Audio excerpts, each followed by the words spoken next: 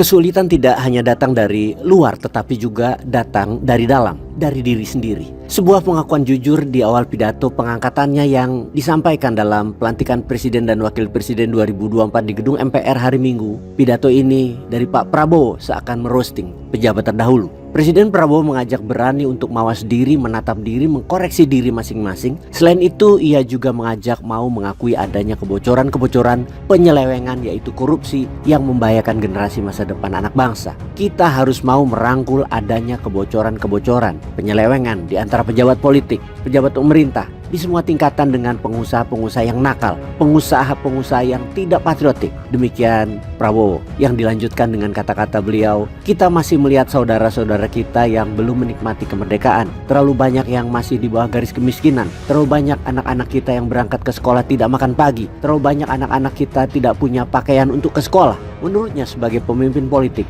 jangan terlalu senang dengan angka-angka statistik yang membuat cepat gembira, cepat puas padahal belum melihat gambaran sepenuhnya. Kita merasa bangga diterima di kalangan G20, merasa bangga disebut ekonomi ke-16 terbesar di dunia. Tetapi apakah kita sungguh-sungguh paham dan melihat gambaran yang utuh keadaan kemiskinan di Indonesia? Banyak anak-anak yang kurang gizi, banyak rakyat yang tidak dapat pekerjaan yang baik, banyak sekolah-sekolah yang tidak terurus. Mari kita berani melihat kenyataan ini. Jangan seperti burung unta yang apabila melihat sesuatu yang tidak enak, kepalanya dimasukkan ke dalam tanah. Mari menatap ancaman dengan gagah, bersatu untuk mencari solusi. Saya bertepuk tangan ketika Presiden terpilih Prabowo berpidato di hadapan sidang paripurna tersebut yang dihadiri para tamu undangan yang terhormat dari dalam negeri maupun dari mancanegara. Saat Prabowo berpidato dengan lantang mengatakan kita jangan terlalu percaya dengan angka-angka statistik tanpa melihat realitas secara langsung. Kita jangan bangga masuk negara 20 besar tapi rakyat kita banyak yang miskin. Terlalu banyak anak-anak kita yang tidak bisa makan pagi sebelum ke sekolah.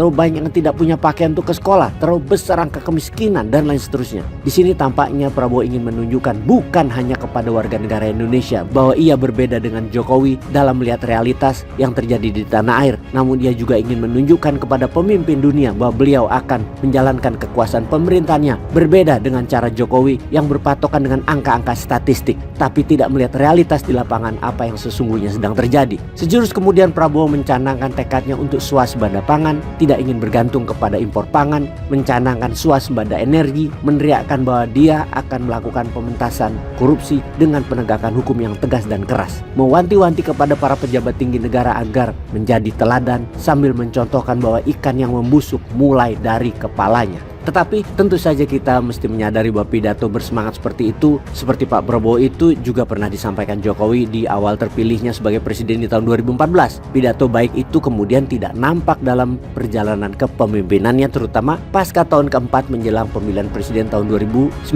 KPK dilemahkan, oligarki difasilitasi dengan Omnibus Law dan seterusnya. Buruh mulai menjerit, mahasiswa mulai berdemo. Tapi tampaknya Jokowi telah teraliansi dengan kenikmatan semu kekuasaan sementara. Kita semua tahu selanjutnya jadi apa. Semoga Prabowo mengambil pelajaran dari kepemimpinan terdahulu yang jauh dari janji kampanye dan pidato kenegaraan tersebut. Pada hal-hal yang kurang baik kita belajar untuk tidak mengulanginya. Dan pada hal-hal yang baik kita belajar bagaimana meningkatkannya menjadi lebih baik. Kita amati langkah Pak Prabowo setahun, 2 tahun ke depan. Kita kawal apakah ada perbaikan signifikan yang beliau lakukan, harus kita ingatkan dan harus kita berikan masukan. Ke depan biar waktu yang memberikan penjelasan kepada kita semua bahwa Pak Prabowo lebih baik. Selamat bertugas Pak Presiden Prabowo.